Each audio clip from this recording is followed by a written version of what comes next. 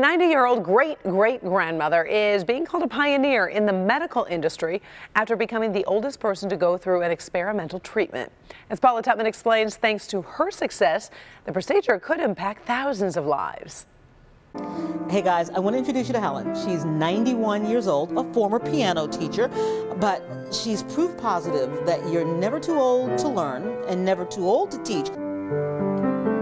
Who doesn't want to be Helen Schmitz when they grow up? So full of life, so full of stories. When I see that girl, I think, you were quite a dish.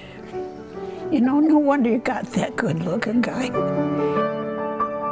A former piano teacher, she still plays beautifully.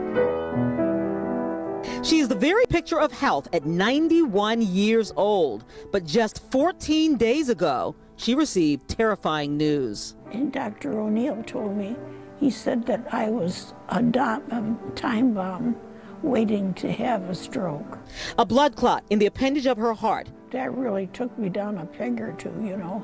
I had to slow down to a roar, and I didn't like that feeling. At her age, she could have been told to take it easy and wait to die.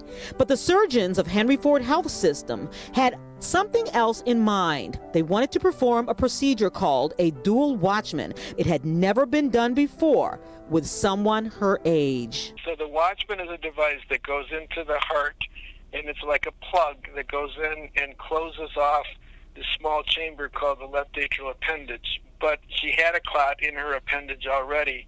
So we took another Watchman, a much larger Watchman, and actually partially opened it in her aorta so that it would act like an umbrella to catch any material that would go into the aorta.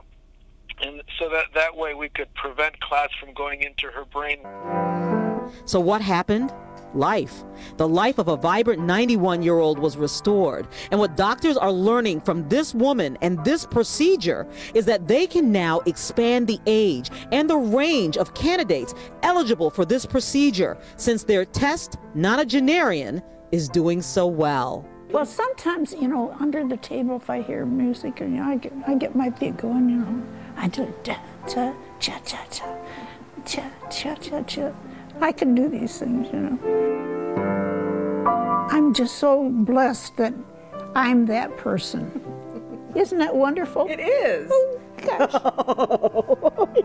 So Helen might be retired from teaching piano, but she says she'd like to work at Channel 4.